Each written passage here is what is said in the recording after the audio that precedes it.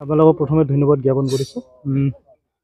আজি আমি আমাৰ চচৰ পৰা গম পাই আমি এইখিনি দুধোৱা এৰিয়াত বা এইখিনি জলঠেংপাৰ এৰিয়াত আমি আজি দুটা জেগাত বেঞ্চ মিল আমি চিজ কৰিবলৈ সক্ষম হৈছোঁ। আমাৰ লগত একেলগে আছিলে আমাৰ গোৱাবাৰীৰ SSB আছিলে আৰু ৰাজাঘাটৰ SSB আছিলে। আমি একেলগে মানে জইণ্ট পেট্ৰলিং কৰি কিনে আমি চিজ কৰিবলৈ সক্ষম হৈছোঁ। মেইনলি আমাৰ মেচিনটো উদ্ধাৰ কৰিছোঁ আৰু কিছুমান লকছ আছে আৰু চোন টিম্বাৰ আছে, এইখিনি আমি উদ্ধাৰ কৰিবলৈ সক্ষম হৈছোঁ। কিমানমান টকাৰ উদ্ধাৰ কৰিছোঁ? কিমানমান টকা মানে এইটো আমি হিচাপ কৰিম, কিমান KB ওলাব সেইটো হোৱাৰ পিছতহে মানে কিবা আহি যাব আৰু কিবাখিনি অনুমানিক 4-5 লাখ হৈ যাব পাৰে মেচিন প্লাছ আৰু লকছ। কোনোবা মানুহ এৰেষ্ট কৰিছিলে?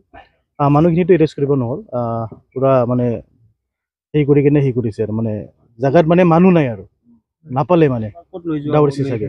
মেলখিনি তামোলপুৰ ৰেঞ্জত যাব। আমাৰ ৰেঞ্জত কিমান দিনৰ পৰা এনেকুৱা ধৰণৰ অবৈধভাৱে চলি আছে? আমি এটা জেগাত দেখা পালোঁ, এইটোতো খুব নতুনেই আছিল, মেচিনটো খুব নতুনেই আছিল, জেগাটো বেছি দেৰি হোৱা নাছিলে। মোটামুটি এসপ্তাহমান হৈছিল চাগে এটাটো। আৰু এতিয়া য'ত জেগাত আছোঁ এটাতো অলপ পুৰণা আছে, এইটো অলপ পুৰণাই এনেকুৱা। হয় হয়, মই এই চবতে ক'ব বিচাৰিছোঁ আমি এইকেইদিনতে বহুত আমি মিল মানে চিজ কৰিবলৈ সক্ষম হৈছোঁ আৰু আগলৈও আমি বহুত জেগাতে কৰিম, চিজ কৰিম।